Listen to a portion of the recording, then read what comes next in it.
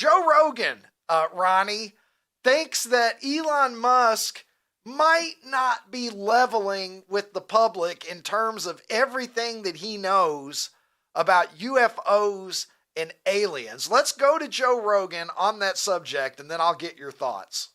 To get Elon Musk to have like a special UAP task force within the community notes. Elon is, look, he's oddly sly about this stuff. He, outwardly dismisses UFOs. He said, well, if they're there, they're very subtle. That's just...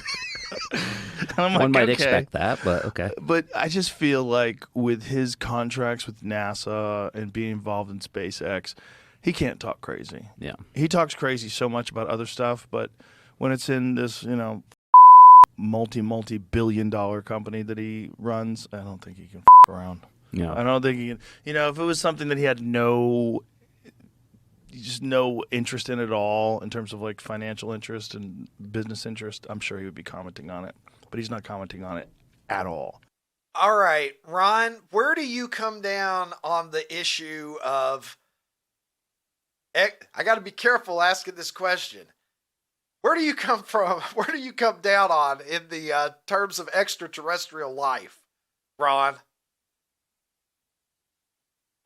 I don't think there is any. I really don't. I mean, I feel like that there would have been like a definitive showing of them if there really was. I mean, I guess I do understand how big the universe is and just it never ends. So I think it's a bit preposterous to think that there's nothing else out there, but I don't know. I just have a hard time believing it.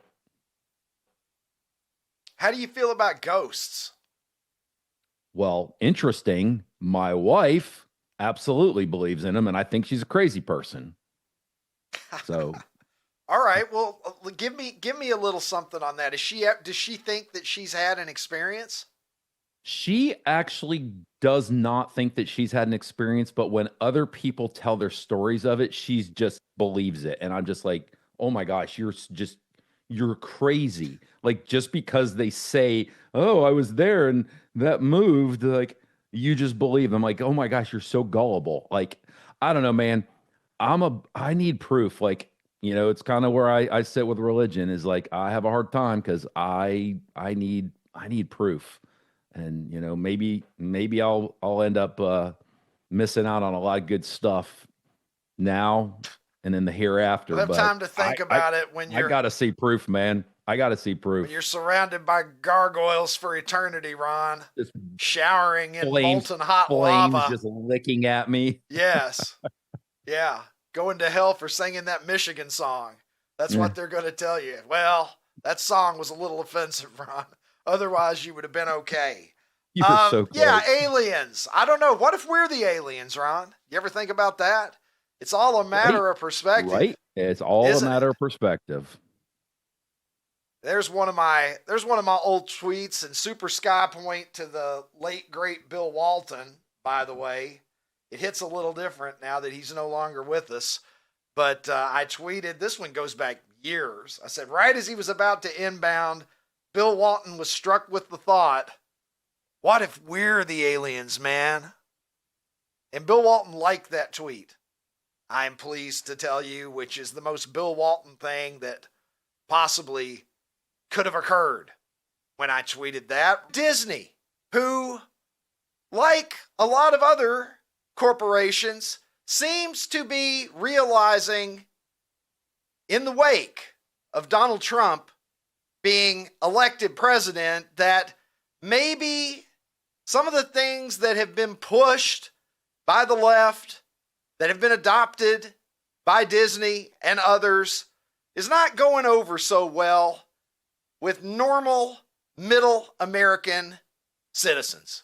And so Disney announcing that they will be dropping a planned transgender storyline in the upcoming Pixar streaming series, Win or Lose.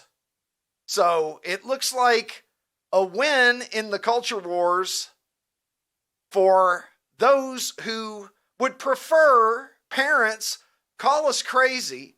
We would prefer to have the social engineering left out of our children's content and put back into the hands of parents.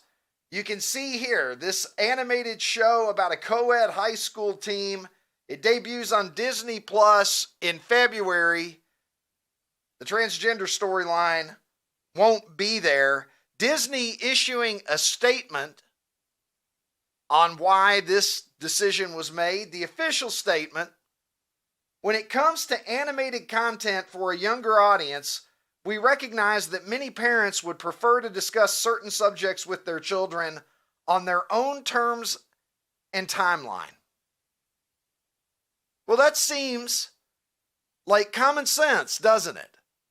Haven't heard a lot of that coming from Disney or other major media companies who have been pushing a woke agenda onto the public, and especially kids. This is the concern I think that many of us have. Look, adults can consume what they want to consume, but children, there are reasons that we keep certain content out of children's programming, right? There are safeguards that are in place here, and there are certain subject matters that just aren't appropriate for children. Disney, very likely coming to the conclusion that this just simply isn't profitable and it's not a path that is going to be good for them. So another consequence, remember, elections have consequences. And we're certainly seeing a lot right now. We're weeks away from Donald Trump being inaugurated in January. We're already seeing a ripple effect. The cultural wave that is happening since this election. And this is just another example of that. We're a long way from 1965, my friends. I will tell you that. I couldn't have imagined when I was a kid growing up in the late 70s, early 80s, that the conversation about transgender characters in children's programming would ever have even occurred. I think it's a win that Disney is going to remove this type of adult content, but it's amazing that we ever got to the point where we're having to roll it back. How did it get to that point? When the Linus Christmas speech, and you know, a Charlie Brown Christmas, if you're of a certain age, if not, I don't know what rock you were living under. Charles M. Schulz, the creator of Peanuts, was emphatic that scripture be included in Linus's famous monologue, and he stuck with that and was able to get that included. And look, I've always said Linus, he's the Bob Costas of his era. He gets a little preachy. Let's be honest. But there's something earnest about the fact that that happened in 1965. I don't know. If you were making a program in 2025, it might be a lot harder to get a Bible verse included into anything that any of the characters were saying. But the conclusion that I've come to in recent months and recent years is, and I say this as somebody who has gone from Southern Baptist to agnostic to practicing Catholic to atheist to maybe I'm coming back around, because I have seen what happens in a secular society. Other things become the religion of people when God is taken out of society. And that is one of the takeaways that I have had from watching the woke movement. A lot of these people identify as atheist. They reject religion, but they have made something else their religion. And we've seen it happen time and time again. Hey, look, bring some Bible verses back. I'm all for it.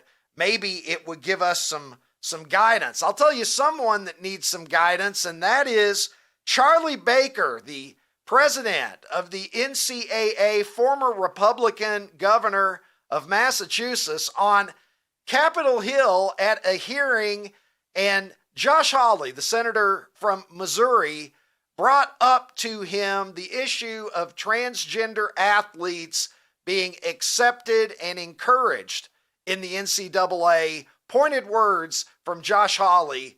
Let's take a listen. Have guidelines that instruct them what the best practices are, and your guidelines say that biological men can go in and use the women's locker rooms if they want to. What the women want has nothing to do with it. They're not mentioned in here at all, correct? Correct. It's right here. You just reaffirmed them in May of this year. I've got them. I'm reading them. I've got them off your website. I believe our guidelines give people optionality with respect to how they choose to use their facilities. And many, what does that even mean? Optionality. What it says is transgender student athletes will be able to use the locker room, shower, and toilet in accordance with their gender identity. That means men will be able to use the women's locker rooms. And as Riley Gaines and others have testified before this committee, that means if a man, a biological man, wants to use their locker room, they just have to accept it. Or else the women have to go somewhere else. They've got to go find an alternative. Why is that fair? We told the local folks who've hosted our tournaments they need to create accommodations for the people who are playing. You know, so it's the feds on the one hand, it's the locals on the other hand. The only person who doesn't seem to bear any responsibility in this is you and the NCAA, who are the governing body. And your testimony here today is you're not even subject to Title IX. Mr. Baker, I can't tell you how disappointed this makes me, but not just disappointed, frankly, infuriated for the student athletes who are suffering because of your policies, and you won't even defend them. You won't even take responsibility. It's outrageous. It's totally outrageous. It bears repeating that Title IX, which goes back to 1972, was introduced to prevent discrimination against girls and women. And now, who is Title IX being used against? Girls and women. Look, what about little girls in locker rooms and in bathrooms? Let's talk about that for a second. I'm a father of 5 daughters, and I remember there being occasions where I would be out with my kids and just praying that like the little ones didn't have any significant issues, because I didn't want to take them into a men's room and I couldn't go in the women's room with them because I'm a guy. So normally you would have the older sister with the younger sister. The buddy system worked for us, but there weren't even really unisex restrooms available in any kind of numbers back in the days when my oldest kids, at least, were starting to grow up. What happens when a grown man identifies as a woman and goes into a locker room? If you're at the YMCA or if you're at some, public facility, there are plenty of younger kids, children, little girls who are going to be at times using those facilities. Is it appropriate to have a grown man, biological man, in a situation where there's little girls around, much less the opinions that the adult women have, that they might like to have a private place of their own where they are free from feeling threatened in any kind of way? What are we talking about here? There's no both sides to this. It's time to just shed away all the guilt, all of the bigotry accusations, discrimination accusations that the left has used so effectively to make good people quiet down and not listen to their instincts. Listen to your instincts. If your instincts tell you that something is wrong, you should listen to them. And there's millions of women around this country who are listening to their instincts. They don't want biological men in their changing areas and in sensitive areas where they might be vulnerable. And women are entitled to that privacy. It's common sense. But then again, we live in a society where we have to put up signs like this. Do not step into the volcano, you dumb fuck. Be safe. Common sense is just never going to do it for our entire population. And so we end up in these kinds of conversations where Charlie Baker, former governor, former Republican governor, even though it was Massachusetts, okay, Massachusetts Republican is still a Democrat according to some people, but now here he is, NCAA president, and what are we doing? What are we doing? Ted Cruz also with some things to say during this hearing yesterday, speaking to the Human Rights Campaign president, Kelly Robinson. Ted Cruz gets into the heart of the matter very well. Let's listen to Senator Ted. I'm trying to get a yes or no. I'm not trying to get a speech. Is there a difference between women and men? I think that there are definitions for biological sex. Okay, so you're which not is answering different that. than Let me gender. ask you this question then. Why do women's sports exist? If you can't define a difference between women and men, why not abolish women's sports and just tell little girls to swim with little boys and see who wins? Oh, I'm simply saying that that sex My is different question, than gender. why and I do believe why that do women's sports have a great exist? value. I mean, Senator, I'll tell you right Ms. now. Robinson, please answer the question I'm asking you. Absolutely. Why do women's sports exist? I think that there are so many positive benefits to sports. But I mean, why have a we've talked separate about it here category for today. women? If there's no difference between women and men, why to have women's sports? I'm saying that there's a difference between sex and gender, and that the NCAA has rules in place, which they have for the last decade. Mr. Chairman, which I determine would that like to enter into related the to record an participation. article from Duke Law called Comparing Athletic Performances for the Best Elite Women to Boys and Men. And it goes through examining in 2017 the top records for women in the world in various track and field events. So, for example, in the 100 meter, the top record for women in the world was 10.71 seconds. Now, that record for the number one woman in the world in 2017 was, in the year 2017, broken by 124 boys under 18. In that same year, the record for the number one competing woman in the 100-meter dash in the world was broken by a total of 2,474 men. Why do women's sports exist? And I love watching someone sit there. This Kelly Robinson, president of the HRC, is going to sit there and play the game of not answering the question because she can't answer the question. She can't answer the question honestly, because if she answers the question honestly, it's game, set, and match for Ted Cruz. Why do women's sports exist? They exist because women cannot compete on an equal playing ground in physical athletic competitions with biological males. That's why. You look at every world record there is for everything outside of childbirth, and those records are all held by men. And Ted Cruz referencing how many males had exceeded the best performances posted by women. Take a look at this. I believe that this is 2017, I am told. Take a look at this. The best women's result in the world. That's the best woman in the world there in the column to the left. And then to the right, you have the best under 18 male performance. And take a look. Not only are they better, they're way better in many of these cases. These are not even adult males. All right. And then you have the number of boys who outperformed the best record time for any woman. And you can see there, it's up in the hundreds. And we're not even talking about adult males. These are juveniles that are doing better than any woman. And look, I know some women don't like to hear this. There's nothing to be ashamed of. We're just physically different. Males and females are chromosomally different. It doesn't mean that men are superior. It doesn't mean that women should be ashamed. Venus Williams is a greater tennis player than a lot of male tennis players that would beat her badly if they played one-on-one, because judging her relative to her sex, she's better. So I would never say that some guy who's ranked 200th in the world as a men's tennis player is a better tennis player than Serena Williams. But he'd beat her head to head. But again, we're mixing medicines here.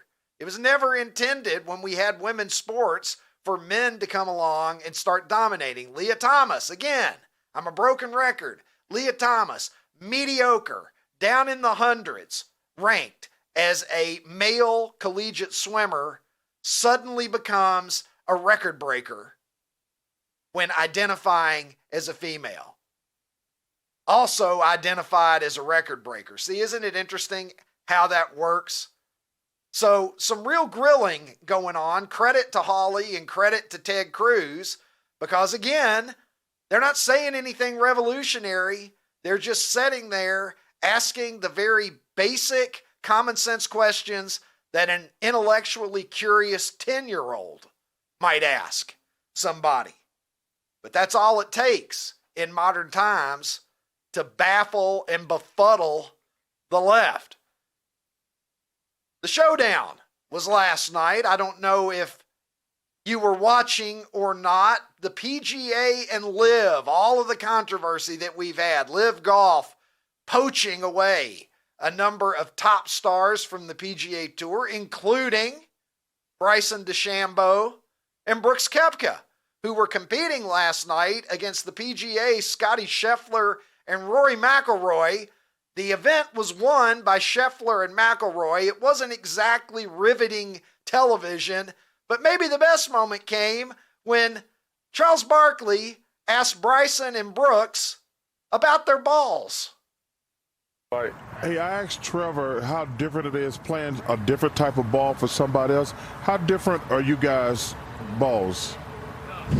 Our balls are quite a bit different, but we'll be all right. Yeah, we'll be just fine. I ain't worried about it. Ball yesterday, it should be fun. I feel like we got our first viral moment. Thanks, Chuck. Nice. You know, it's not like it used to be. Chuck, way to go. We've been looking for something just like that, and Chuck delivers once again. Hey, start talking about balls, you know? And with that, I will go to the international streaming star from Nashville, Tennessee, a man who knows a little something about balls. I speak of Ronnie T-shirts, and Ronnie, we shared the same golf course together earlier this year down in Augusta. Not Augusta National, don't get carried away, folks. But we weren't paired together, Ron. But if we were in a team situation where we had to share a ball, do you think that our balls could come together in the kind of cooperation and unity that we seem to see there?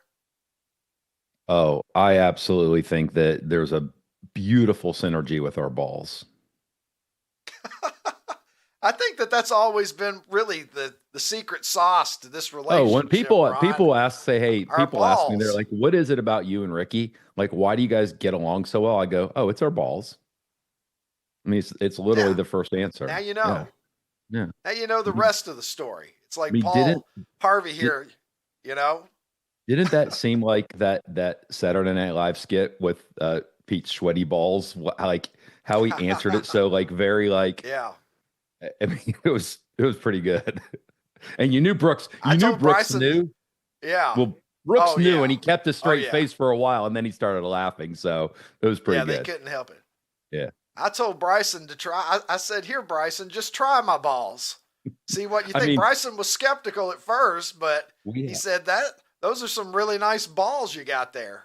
So we have Brooks? an hour and 10 minutes left of the show. We could do ball jokes the entire time if you want. We could. What's your favorite? What are your favorite balls, Ron? I'll show you my favorite ball. Are you ready for this? Take the women and children out of the room. I'm going to show you my favorite ball. Oh, Captain Segway. And it's this one. Yeah. Look at that. That's the ultimate right there. Greatest game ball ever. The NBA, they took the three-point shot that the ABA introduced, and now it's catching up with us all these years later. Not so sure that I like it anymore. They took the slam dunk contest, which the ABA introduced as well. But the mistake they made, in my opinion, they should have taken this ball. Wouldn't the NBA be instantly at least a little more fun to watch if they were using this sweet bastard? Oh, 100%. You know, it just came back to me. You ever get like memories that like you haven't really thought about for a long time and it came back to you, comes back to you? And I can't believe I've never brought this up before.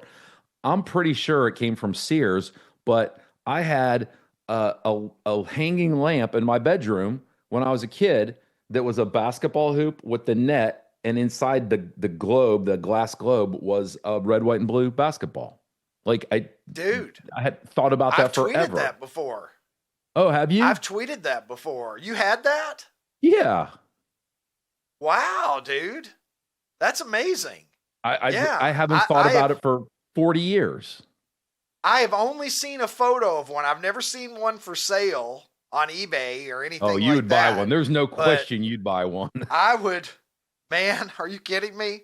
That's all I would need to illuminate me. Oh, during that this Hartford Whalers. program. Yeah, that Hartford Whalers picture. You'd have that ABA lamp right next to it, just shining its light on it.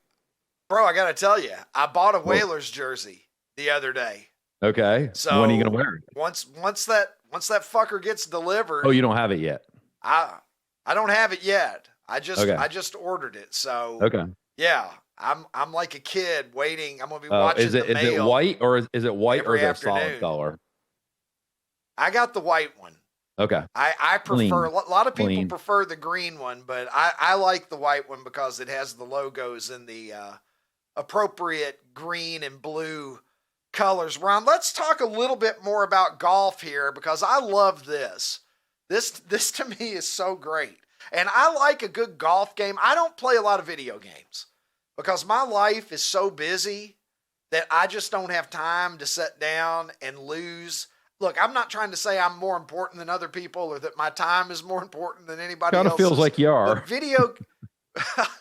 video games are a good way to lose like 3 or 4 hours out of your day. It can happen very easily. You sit down, you start wrapping your mind around it. And I love golf games. Like if I ever, I don't have a PlayStation now because I gave my old PlayStation to my daughter. But whenever I've had a gaming system, the number one thing that I play the most are golf games. So I do like a good golf game. And Ron, it appears that we might have the ultimate golf game that we've ever seen. Take a look at this, Ronnie.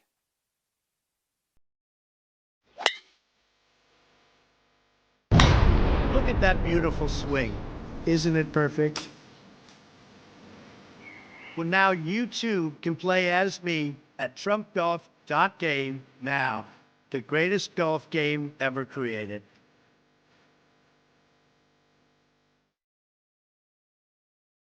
After every hole, there's also an option. The best thing about playing the Trump golf game is after every hole, there's a special button. If you press it, he just says, just put me down for a birdie. That was a birdie. I wish that I could do a Trump impersonation right now, which I can't, but just put me down for a 3. It's like, wait a minute. I thought that was like 6 back there, Mr. President. It felt like a 3 to me. Another course record every time you shoot a 59. That's the beautiful thing about playing the Trump golf game. Trump loves him some Trump, doesn't he? Just look out for people hiding in the bushes, Ron. Hey, too soon. Are too we okay soon. now? All right, too too soon. All right. For extra bonus points, identify the weirdos lurking. You do get Secret Service protection, I hope, when you're playing that game, the real kind.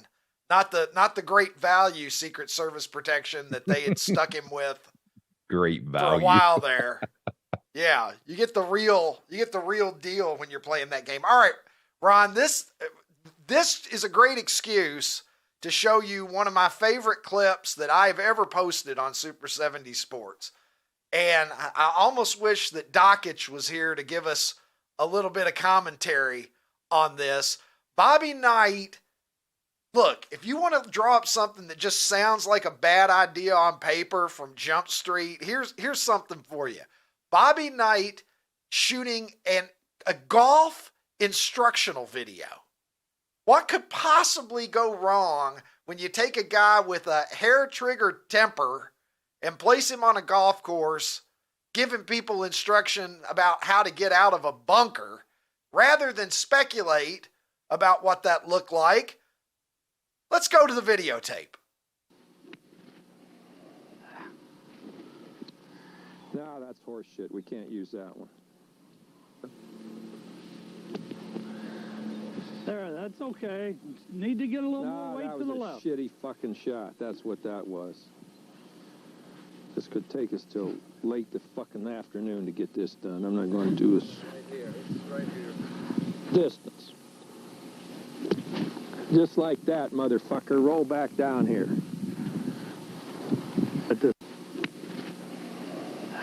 All right. Well, regrettably, Tim has edited this clip down, Ron. He removed some of the most explosive anger because Bobby started using that other long profanity that rhymes with mother trucker.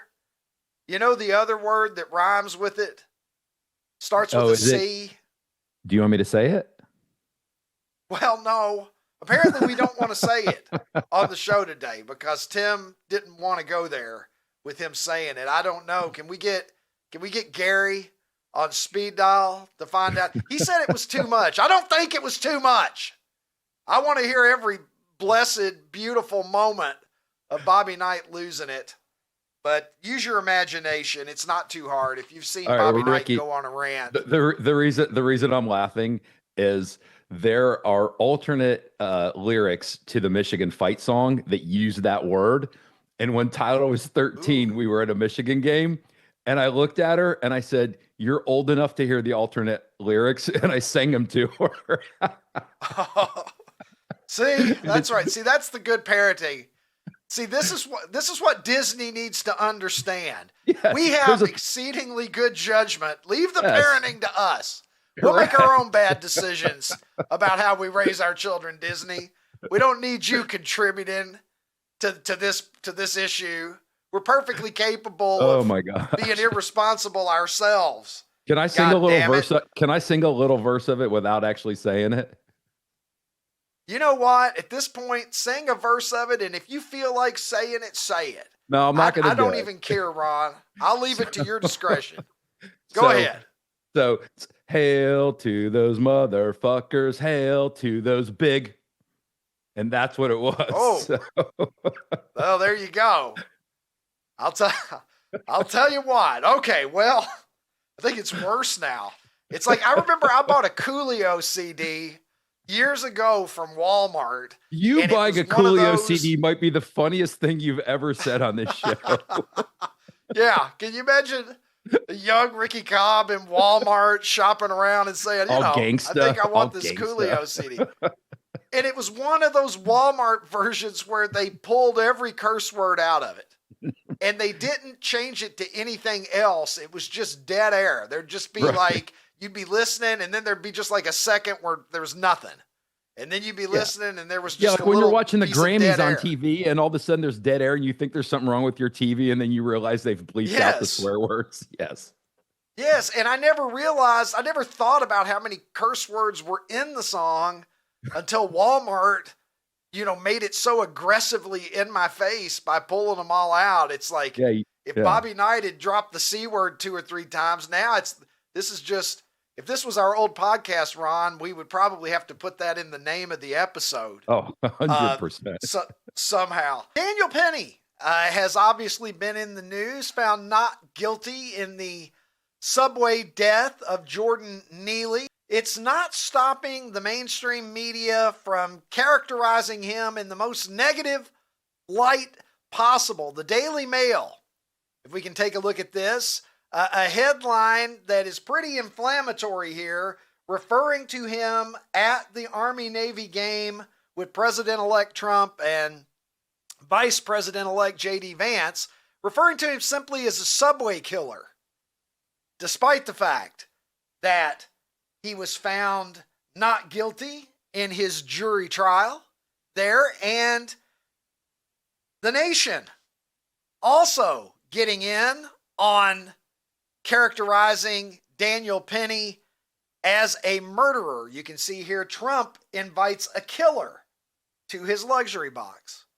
Ron, this isn't a lot different than those Trump is Time Magazine's Man of the Year. Well, guess what? So was Hitler. Yeah, this whole type of stuff. Look, if I'm Daniel Penny, I took a couple of law classes in college, but it's getting foggy and hazy all these years later.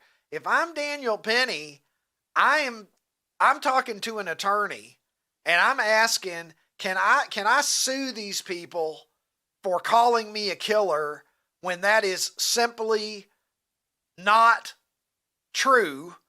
and he's got the not guilty verdict to prove it. I'm surprised the Nation didn't say convicted felon invites killer to luxury box. Yeah. Because that, like, I mean, these people just keep embarrassing themselves. I mean, I don't even know what to say, Ricky. They're just embarrassing themselves. It's just, I don't know, Ricky. Ron, you asked the question. You say, why do they keep doing this? Why do they keep doing this? I just don't even know what to say. It's because the momentum. They've been doing it for so long. They can't stop. George Stephanopoulos and ABC, $16 million settlement with Donald Trump for saying that he was liable for rape. Sonny Hostin is reading legal notes on The View all the fucking time over there, it seems like. And now we have these, supposedly journalists referring to him as a killer because it fits their narrative. Like, look, keep doing it. All you're going to do is alienate normal people like me and Ron, who want to see college football trophies that also can be used as a toaster. God damn it. Can we take a look at this trophy for the Pop-Tarts Bowl? I could use one of these to stick this McMuffin in right now. Yeah, no doubt. Ron, take a look at this thing. Iowa State and Miami. If you want a nice balm to rub on the fact that you didn't make the college football playoff, here's your consolation prize. You're competing for this sweet bastard of a trophy. Look at this thing. Get a couple of strawberry Pop-Tarts in there. No, brown sugar cinnamon. Genius. It's genius. The Pop-Tarts Bowl, I don't know. It's pretty fucking prestigious. Would you rather win the national championship or would you rather walk away with that? That's a question you should be asking yourself. Pretty legit. So I'm happy for Iowa State and Miami. One of them is going to feel like a national champion at least. The Yankees went out and acquired Cody Bellinger, who has been with the Cubs for the past couple of seasons. Former Dodger. I believe he won a World Series with the 2020 Dodgers. And that in and of itself probably doesn't make this program, Ron, if not for the fact that Cody Bellinger's wife happens to be Giancarlo Stanton's ex. Yeah, that's right. How do you think things are going to be going in the clubhouse there, Ron? How would you handle that if your ex's husband suddenly shows up and he's in the locker two lockers down from you? How's that going to go over with you? Especially like if you see him in the shower for the first time and you're like, ugh, he's better than me. Like that would be a problem. There's no way Cody Bellinger is packing what Stanton is. Stanton's hitting those 500-foot homers. He's probably advantaged in that area. I don't know. Cody Bellinger, one time in the shower, Cody Bellinger comes out and it's 173 this year. Just completely defeated as a human being. I can never satisfy Mrs. Bellinger like Giancarlo Stanton used to. I mean, now he's got to go out there and try to hit a 92-mile-an-hour slider. That's not going to work. That's not the headspace that you want your new outfielder to be in, Ronnie. Hey, OutKick fans on YouTube, if you enjoyed this episode, hit the subscribe button and make your way over to OutKick.com where you can watch the full episode.